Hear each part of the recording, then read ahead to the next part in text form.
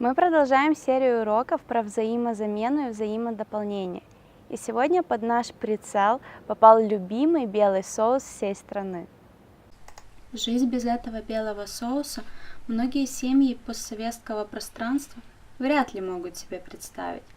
Добавляют его во всевозможные салаты, зажаривают с мясом в духовке, да и просто делают с ним очень неполезный и калорийный бутерброд. Да, конечно, речь идет о майонезе. Да, о таком вредном, но таком незаменимом, возразите вы. Но сегодня я постараюсь вас разубедить в этом. Попытаюсь поспособствовать отказу от этого очень неполезного продукта и предложить ему прекрасную альтернативу. О роли жиров в нашем питании можно сказать: все есть яд, все есть лекарство, важны лишь дозы.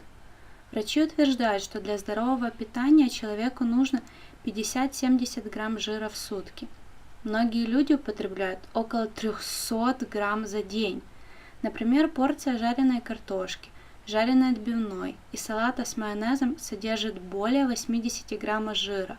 Это и не удивительно, если учесть, что в майонезе около 60% жиров. К тому же, если вы покупаете майонез в магазине, будьте готовы к тому, что получите приличную дозу консервантов, вредных бактерий, эмульгаторов, которые позволяют сделать соус продуктом длительного хранения. Если вы свято верите в то, что магазинный майонез приготовлен на основе яиц, смею вас разочаровать. Часто вместо них производители используют соевый и яичный лецитин, а таким любимым вкус майонеза делают специальные усилители вкуса, а это именно то, чем вреден майонез. Благодаря им и возникает привыкание организма к этому соусу. А вы никак не могли понять, почему ни один прием пищи не обходится без этого жирного продукта. Чем же заменить майонез? Итак, заменить майонез можно майонезом, только домашнего приготовления. Для этого вам понадобится стакан растительного масла. Если есть подсолнечное оливковое, то лучше выбрать последнее. Отделяем желтки 2 яиц, пол чайной ложки соли, пару капель сиропа стевии, 1 столовая ложка лимонного сока и чайная ложка горчицы. В разумных дозах эти продукты не причинят вреда ни вашему здоровью, ни внешнему виду. Способ приготовления.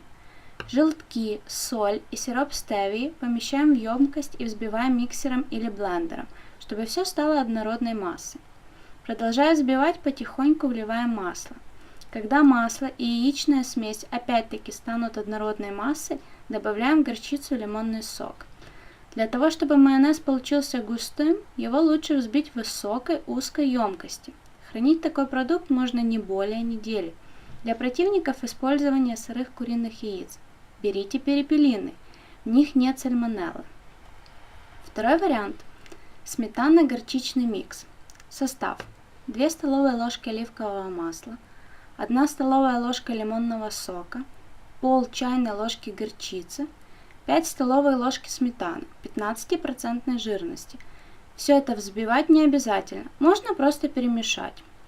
И третий, самый полезный аналог – кефирно-сметанный соус. Ингредиенты: 3 столовые ложки сметаны, 4 столовые ложки кефира, долька чеснока.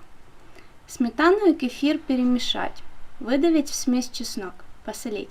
Приятного аппетита вам! Не повторяйте только те рецепты, которые мы вам даем.